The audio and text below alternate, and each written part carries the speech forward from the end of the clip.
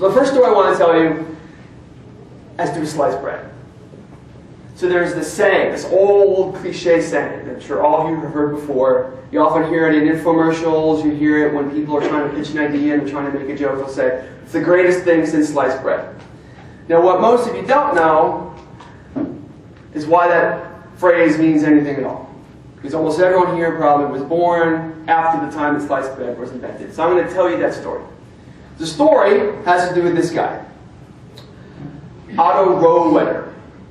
In the 1920s, he was not an inventor, he was not a baker. He decided this was a problem that should be solved. It would help people in the domestic environment to be more effective and efficient at making meals for people. This is the 1920s, so electricity is still making its way into most North American homes. Probably only about 15 to 20% of homes. So a lot of the activity of running a household takes a lot of labor, a lot of effort. He thought if you daily tasks, you can find a way to automate those. It might be a business opportunity, but wow, wouldn't the world be better if people could spend less time slicing bread? So he set about trying to invent a machine that could do this. He had a prototype in his garage or his studio or something, and as often happens with inventors, it blew up. Went on fire, his whole lab was destroyed, and he decided do I have enough money to do this again? He got some more money, borrowed some more money, he made a second attempt to make the thing, and it worked. And when it worked, though, he discovered a problem that often many inventors and creators face, which is solving one problem isn't enough to make a viable business. He had a machine that could automate the slicing of bread, but when you slice bread, it doesn't last as long. Nobody wanted a machine that would slice bread and make it disappear, especially in the Depression era, which was around the time that he made this invention. So it took a second invention, the ability to automate the wrapping of bread, before his invention had any value at all. The first company to combine these two inventions together successfully was the company known as Wonder Bread. So the birth of Wonder Bread and those, the ability to make those disgusting balls you can make when you squeeze up the balls really small. Half of that is from Otto, and half of that's from the guy, I don't know his name, who invented the wrapping machine. Now this story is interesting because it's interesting to me because the cliche that we throw around all the time, story we tell, greatest things since sliced bread, we don't know what our stories mean. We don't know why it was so hard to slice bread. We don't know why it took more than one invention to put these things together. We offer that anecdote as a way to sound like we understand something about invention. But really we're deceiving ourselves. Most of the cliches that we throw around, these things that we say, we don't have any understanding really of what they mean. And therefore, even though we know the words, we're not able to apply them to solve problems that we're dealing with on our own kinds of creative problems. The solution, as you can guess, involves working outside of the box. That as long as you're willing to make lines that stretch outside of the perimeter, you're able to solve the puzzle. Nowhere in the instructions that I gave you, or when people who are given this puzzle, are given the puzzle, are they told you can't write outside the box. But nearly everyone, on first view, assumes that because there's a border, you can't go outside the border. That's where that phrase comes from. What people don't think about, though, once you start thinking about creativity, once you start thinking about having more inventive, the phrase, think outside the box, is meant to imply you have to question your assumptions. What creativity is, if there's one person who's more creative than another, the more creative person is willing to throw away or not even ever consider requirements and constraints that everyone else is. So with that in mind, there are actually other solutions to this puzzle that most people never see.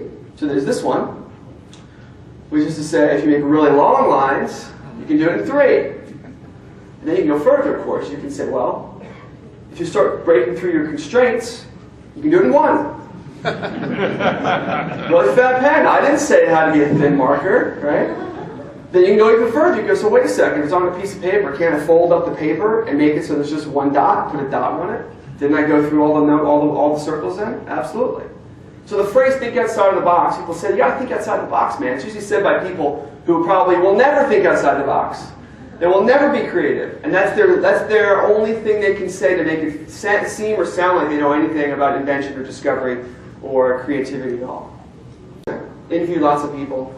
I studied lots of history of great inventors. I mentioned Van Gogh, Edison, Ford, Steve Jobs, Bill Gates. I like to read first-person accounts of what the people who invented things were thinking at the time they invented it. Once they become successful, they get the Nobel Prize, or they become billionaires, the stories we tell about them become very different. So I want to understand, what were they thinking at the time when they sat down and started doing the work they became famous for later. And invariably,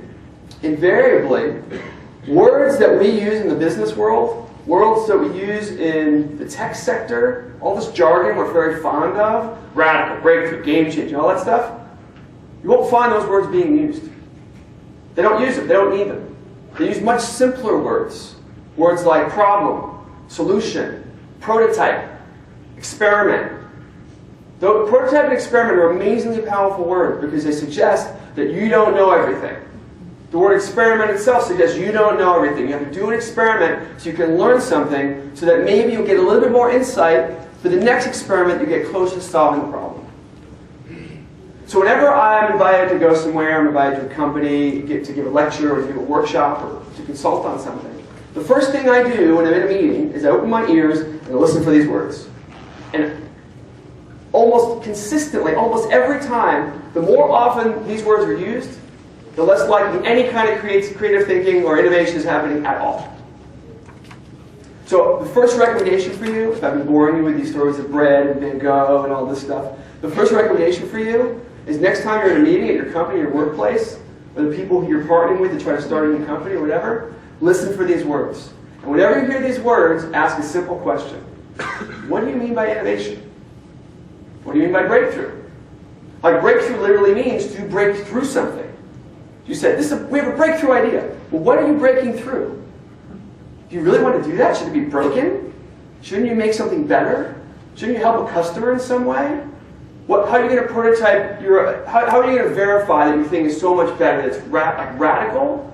I mean, if you look at the word radical, that's like 200% increase in something. I mean, transformative, right? It means, wow, you transformed it from one thing to another. So I'm very picky about language. I think language is how we communicate ideas. Language sets the stage for how we think about ideas. And if your language and vocabulary, when you first start talking about creative thinking, is tainted by words like these, you're probably already set up to fail. You're certainly not following in the footsteps of whoever your creative heroes are, whoever your entrepreneurial heroes are. This is not the kind of vocabulary that they use.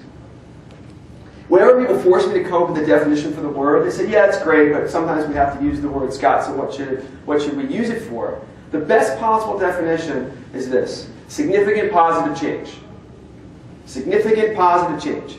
If you're going to say, we're the innovation team, and we are going to, let's say, okay, what are you going to change? Are you sure it's going to be positive? For who? For your customers, your shareholders? And how are you going to know it's significant? What does that mean? 10%, 20%, 30%? As soon as you do that and use this vocabulary, you're now focusing in a tactical way, in a pragmatic way, but how to actually make an improvement. You're here, I'm assuming you want to be innovators, you want to make innovative stuff. The best possible approach, given how other companies who later became called innovators went about it, was this. Look at an area where the quality of the market leader is not that strong, where there's an opportunity to make something that's simple and good and reliable. If you do that well, you will stand out and be called an innovator later. Don't worry about being called an innovator before you start. Don't worry about being called an innovator while you're working. Worry about making something that's actually just superior. And magically, when the headline shows and talks about your product, they'll say, the innovators behind insert company name here. I have yet to find an example of an Edison or Da Vinci or a tech company where when the company started, everyone was calling them innovators already. Innovation is often a post-facto delineation. It's something you earn after the fact. And people will claim that you had a magical insight that led to that idea. They'll make it seem like it was simple and obvious, but it's almost always a post-facto thing. The Occam's razor thing here is this one. That big ideas that will change the future, ideas that will have a large impact, often look really strange in the present. There's too many things that you have to imagine about the world to possibly see the value of these things. I mentioned the cell phone. It's another fascinating story. Cell phone was invented in the late 70s. There were a bunch of researchers one was at Bell Labs, I forget who the other guy was, who were competing to come up with the first way to make portable the radio technology required to have a portable phone. Now, of course, that phone was like the size of a shoebox, right? You know, it's like, hey, how's it going, right? But the technology was there. And as they developed it, they were left there. It was like, who would ever need this? It's like a cool research project, but unless you're like a secret agent or you're working for NASA, why would anyone need the Star Trek technology of having portable communication? They were ridiculed for that. So the solution here